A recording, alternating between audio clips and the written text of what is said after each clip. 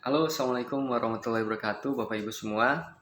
Hari ini kita akan membahas informasi yang sangat penting, ya, yang tentu saja perlu diketahui oleh kita bersama bahwa ada pemberitahuan ya resmi mengenai indikator-indikator yang bisa menyebabkan bantuan sosial, ya, baik itu bansos PKH, BPNT atau sembako itu menjadi tidak cair begitu ya, terutama di tahun 2025 ini. Bapak Ibu sekalian, pemerintah saat ini semakin ketat begitu ya. Jika Bapak Ibu terdeteksi memenuhi kriteria tersebut, ya, maka besar kemungkinan Bapak Ibu bansosnya itu akan dicoret dari daftar penerima bansos begitu ya. Nah, kita akan bahas secara tuntas. Ada beberapa indikator penting yang tentu saja perlu Bapak Ibu ketahui ya.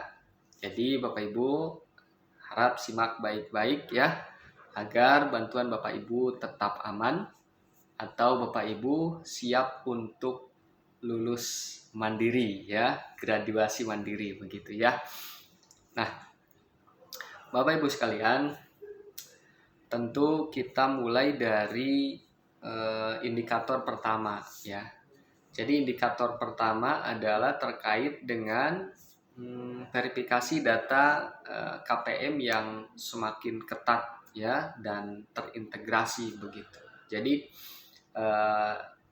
ini terkait dengan data Bapak Ibu ya, nomor NIK, kemudian nomor induk kependudukan di KTP ya, itu ya NIK ya begitu.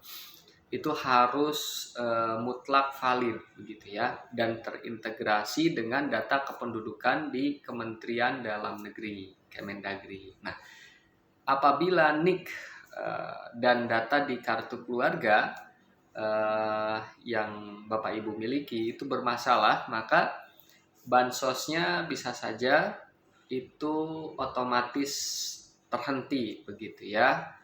Nah, jadi pastikan nih data Bapak Ibu akurat gitu ya. Kemudian indikator yang kedua adalah terkait dengan pemegang saldo rata-rata besar ya di bank ya. Keuangan Bapak Ibu di bank itu bisa dikatakan luar biasa lah begitu ya. Maka bank himbara seperti BTN, BRI, BNI, Mandiri ya dan Bank Syariah Indonesia saat ini terintegrasi. Jadi sistem itu akan mendeteksi jika rata-rata saldo tabungan Bapak Ibu di luar rekening bansos dinilai terlalu besar begitu ya dan melebihi batas kelayakan. Ya. Jadi saldo besar sama dengan Bapak Ibu dianggap mampu secara finansial ya, secara keuangan. Nah, yang ketiga, Bapak Ibu perhatikan cicilan dan utang Bapak Ibu ya.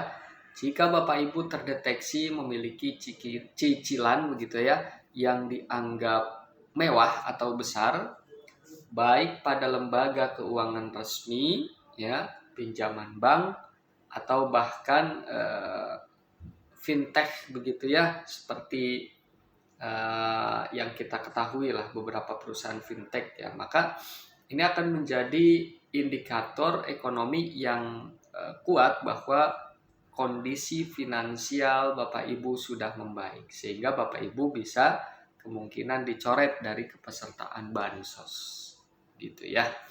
Nah, selanjutnya adalah aset dan pola konsumsi. Jadi Bapak Ibu sistem saat ini akan mendeteksi kepemilikan aset ya seperti rumah bersertifikat begitu ya. Kemudian adanya pajak kendaraan yang aktif begitu ya. Dan yang paling sering terjadi adalah tagihan listrik yang sangat tinggi begitu ya. Nah, itu semua menjadi cerminan bahwa kondisi ekonomi KPM ya atau keluarga penerima manfaat bansos sudah naik kelas ya. Maka itu dianggap sudah menjadi kelompok atau keluarga mampu secara ekonomi, begitu ya. Nah, selanjutnya adalah kepesertaan asuransi atau BPJS. Dalam hal ini, jika Bapak Ibu terdeteksi memiliki BPJS Kesehatan kelas 1 ya atau kelas 2, terutama jika status Bapak Ibu adalah pekerja penerima upah ya atau PPU begitu ya, dengan gaji di atas upah minimum kabupaten atau kota atau UMK begitu ya. Nah, tentu itu menjadi sinyal kuat kemampuan finansial Bapak Ibu ya. Jadi lagi-lagi Bapak Ibu akan dianggap ya mampu ya. Nah, selanjutnya adalah aktivitas finansial lain yang terdeteksi, seperti misalkan berupa kepemilikan rekening tabungan selain rekening bansos ya, seperti rekening checking atau giro di Bank Himbara gitu ya. Jadi selain hal itu juga sistem akan melihat ya aktivitas finansial online Bapak Ibu. Misalnya adanya transaksi yang masif ya atau besar dari yang rame-ramenya ya saat ini terkait dengan perjudian online atau online gaming atau sejenisnya. Begitu ya. Nah, terakhir ini terkait dengan status pekerjaan ya. Jika Bapak Ibu atau anggota keluarga itu terdeteksi sebagai PNS, TNI, Polri atau pegawai BUMN atau BUMD, maka Bapak Ibu secara otomatis dianggap tidak layak dan tentu saja akan dikeluarkan dari daftar penerima bantuan sosial. Begitu ya Bapak Ibu. Nah, itu yang perlu kita ketahui bersama. Jadi semua indikator yang tadi saya sebutkan mengarah pada satu hal, yaitu desil ya.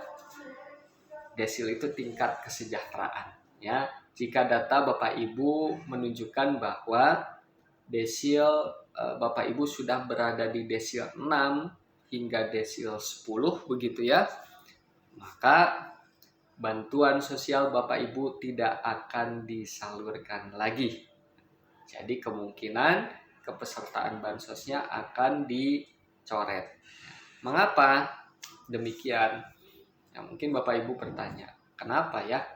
Karena Bapak Ibu dianggap sudah mampu ya, dan sudah saatnya Bapak Ibu bergraduasi mandiri. Nah, lalu bagaimana jika Bapak Ibu merasa masih layak untuk mendapatkan bantuan sosial? Nah, jika bansos Bapak Ibu tidak cair, padahal Bapak Ibu merasa sebetulnya masih layak begitu ya, Bapak Ibu bisa segera melakukan pengajuan ya, pengajuan pembaruan data ya, bisa dilakukan melalui aplikasi Cek Bansos, Kemensos maupun ke aparat desa atau kelurahan setempat. Ya, jadi Bapak Ibu harus berinisiatif ya untuk mengusulkan data Bapak Ibu agar dikaji ulang. Ya, ingat saat ini bantuan sosial itu bersifat 5 tahun kepesertaan. Tujuannya adalah untuk membantu Bapak Ibu bangkit begitu ya. Jika Bapak Ibu dicoret, lihatlah itu sebagai kabar baik ya. Bapak Ibu mudah-mudahan sudah mampu ya mandiri. Nah, maka ini akan memberikan kesempatan bagi saudara-saudara kita yang masih benar-benar membutuhkan bantuan sosial begitu ya. Nah, jika Bapak Ibu mempunyai pertanyaan spesifik ya tentang apa yang Bapak Ibu alami, boleh ditulis di kolom komentar.